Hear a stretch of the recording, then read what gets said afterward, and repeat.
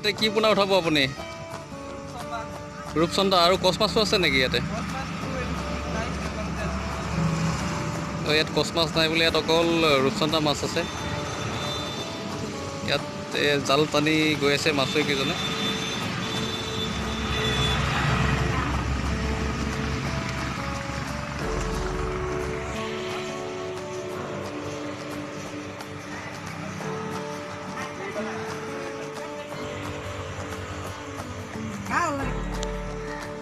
দাদা ইয়াতে কি কৰিছে আপোনালোকে? ইয়াতে আমি এতিয়া জাল মাৰি আছো। ৰূপচন্দাৰ পোনাটো আছে। হয় হয়। অঁ ইয়াতে এই পুখুৰীটোত কিমানমান পোনা আছে বৰ্তমান? 2 লাখ মান আছে। 2 লাখমান পোনা আছে। এই পোনাবিলাক আপুনি ইয়াতে ষ্টক কৰে নে ডাঙৰ কৰি বিক্ৰী কৰে ইয়াতে? মানে ডাইৰেক্ট ৱেষ্ট বেংগলৰ পৰা আহি অলপ ষ্টক কৰি ইয়াৰ পৰা চেল কৰে। এই পোনাখিনি কিমান দিন লাগিব আপোনাৰ বিক্ৰী হওঁতে? এসপ্তাহমান লাগিব। এসপ্তাহমানৰ ভিতৰত গোটেইখিনি শেষ হৈ যাব ন?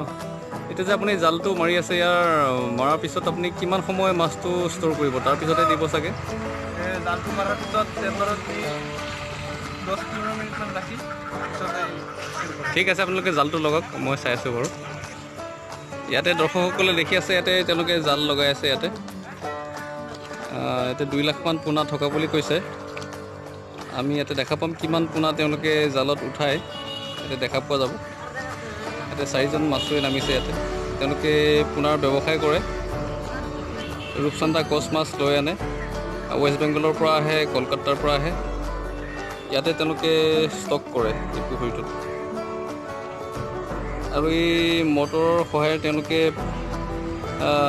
পানী বেয়া হ'লে পানীবিলাক আঁতৰাই নতুন পানী ভৰাই দিয়ে।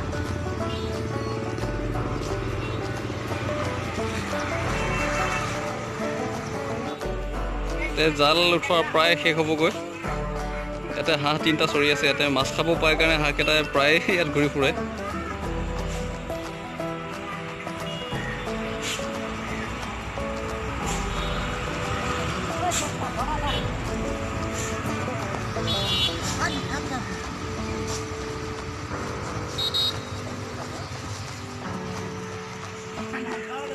জাল মৰা প্ৰায় শেষ হৈছে।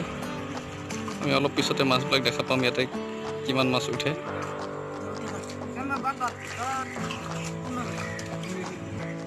ইয়াতে জাল টনাৰ কিছুমান নিয়ম আছে। ইয়াতে জাল 2 চাইডৰ পৰা ওপৰৰ পৰা আহি থাকিব আৰু ইয়াতে তলৰ যিটো চাল থাকিব সেইটো এজনে টানিব লাগে আৰু এজনে 2টা চাল ইয়াতে মিলাই দি থাকে।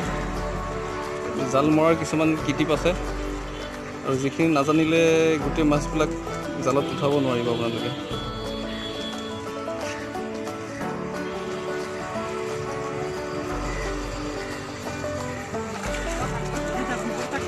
এয়া মাছ আহি গৈছে, মাছ উঠিছে ইয়াতে।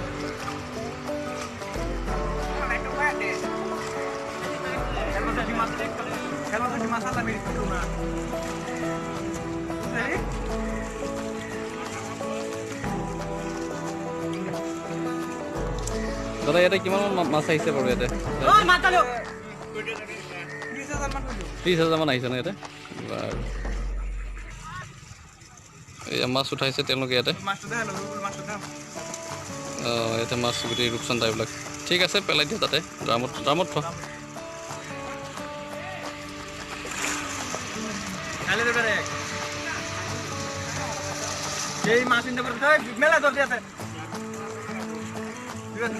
মাছবিলাক উঠাইছে ইয়াতে।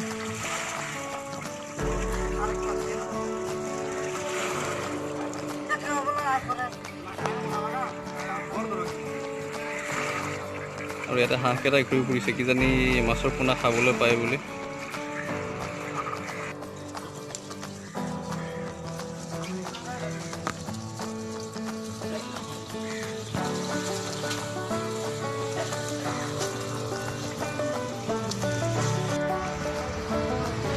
আৰু এয়া মাছখিনি তেওঁলোকে লৈ গৈছে ষ্টক পইণ্টলৈ।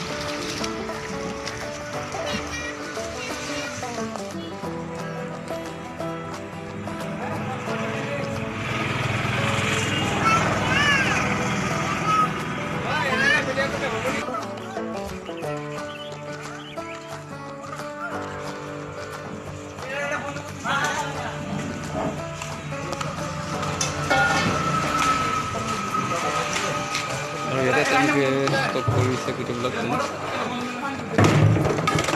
পোনা দেখা পাব ইয়াতে।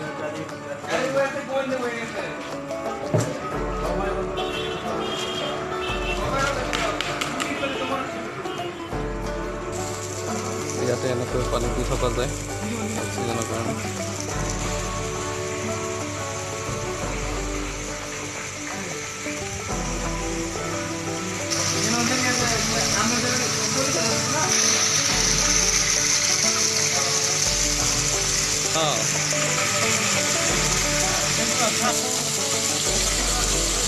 এইটো মাছ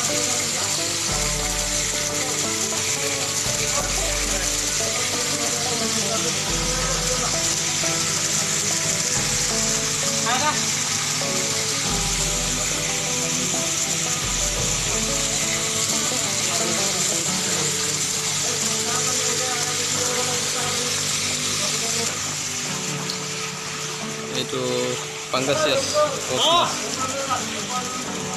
আপোনালোকে ডেছক্ৰিপশ্যনত নাম্বাৰ পাব, ইয়াতে যোগাযোগ কৰিব পাৰিব যদি ৰূপচান্দা আৰু কচ মাছ লাগে। ধুনীয়া পোনা আছে আমাৰ ইয়াতে।